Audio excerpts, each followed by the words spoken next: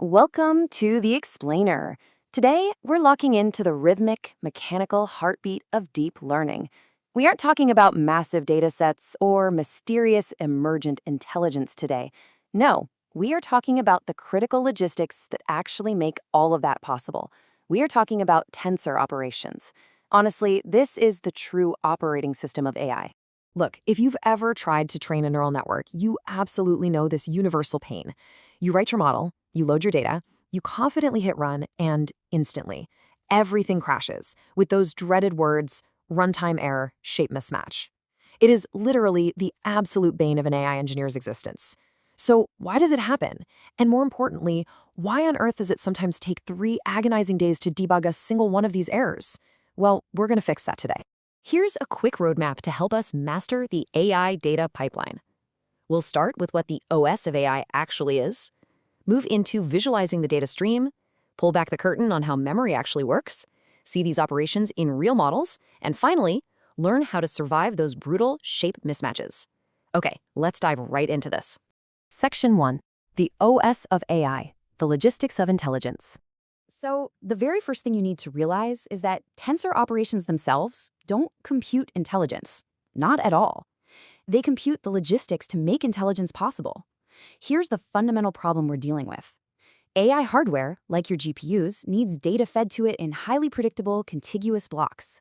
But the data we actually want to process, say a batch of high-definition videos with time, height, width, and color channels, that's incredibly complex and multidimensional. Tensors provide this crucial mathematical abstraction. They basically let us treat that massive 5D video batch as a single, manageable object in our code. To really understand this, let's look at how this concept built up historically. The word tensor actually comes from physics, where it was used for 3x3 matrices describing stress on materials. In the 1970s, computer science gave us basic 1D and 2D arrays. But by the 2000s, as data started getting way more complex, NumPy brought us the n-dimensional array. Fast forward to today, and modern deep learning frameworks have optimized this concept into the modern GPU tensor. It acts as the ultimate compiler between your conceptual data and physical GPU memory. Moving on to Section 2, manipulating the data stream. To really intuitively get this, I want you to completely banish the idea of a tensor as some static, rigid block. Toss it out. Instead, imagine a vertical, cascading waterfall of numbers, a continuous data stream just flowing through your network.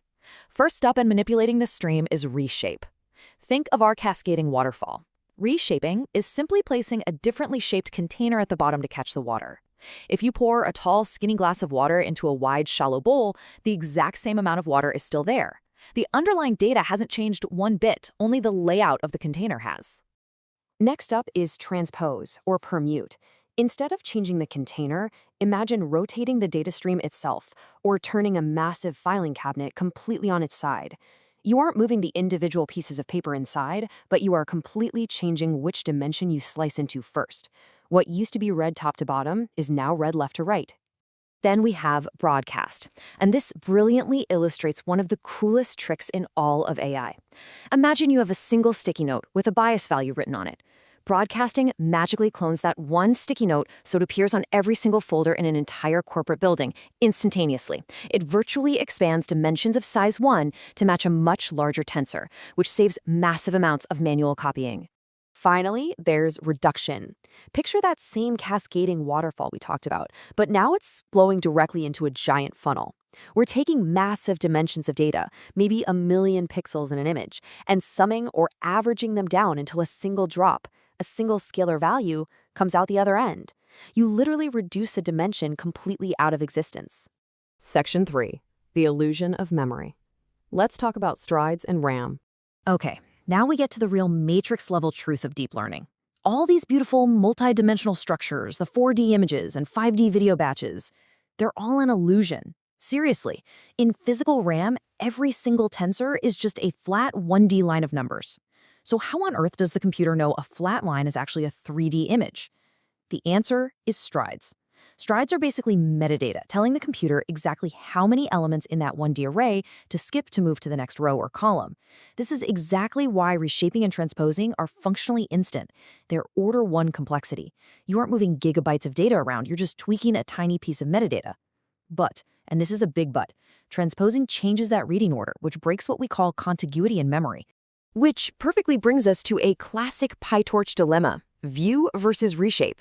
View is incredibly fast and incredibly strict. It guarantees zero memory copying, but it will hard crash on you if your memory strides aren't contiguous. Reshape, on the other hand, is your safer, more forgiving friend. It'll try to act like view, but if the memory is scattered, it'll quietly allocate new memory and copy the data just to make it work. Section 4. Tensors in real models. Let's see them in the wild. Now, what's really interesting about this slide is that this matrix right here is essentially your ultimate cheat sheet for deep learning. Let's look at a convolutional neural network. You have to flatten the batch, channel, height, and width into a 1D vector just to pass it to a linear layer. Or look at layer norm. It's literally just a reduction over the last axis. Every famous architecture you've ever heard of is just a pipeline connected by these core shape manipulations. And in transformers, these operations are absolutely make or break. The entire multi-head attention mechanism works solely by using view and permute to split one giant embedding into multiple independent heads. And the memory limits, they are very real. Flash attention was actually invented specifically to control the reduction operations inside SRAM, preventing the massive attention tensor from blowing up your hardware's high bandwidth memory. All right, Section 5, surviving shape mismatches. Let's squash some bugs. So we know the theory. Now let's talk about the practical application, how you actually survive those rage-inducing failure modes. Let's look at a classic comedy of errors. You write a seemingly simple line of code, tensor A plus tensor B. You hit run. An error. Just imagine tensor A and tensor B as these two giant puzzle pieces flying at each other, trying desperately to lock together. But the nubs, their shapes, are completely different. They just smash together, violently bounce off, and your code crashes. I mean, it's hilarious, right? Well, until it happens to you at 2 a.m.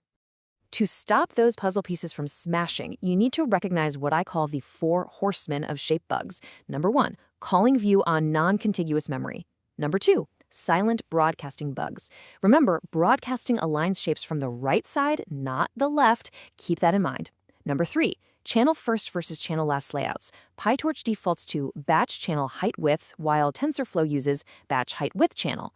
Feed the wrong one and your model is just learning pure garbage. And number 4, always remember, keep dim equals true when doing reductions, or your future broadcasts will fail entirely.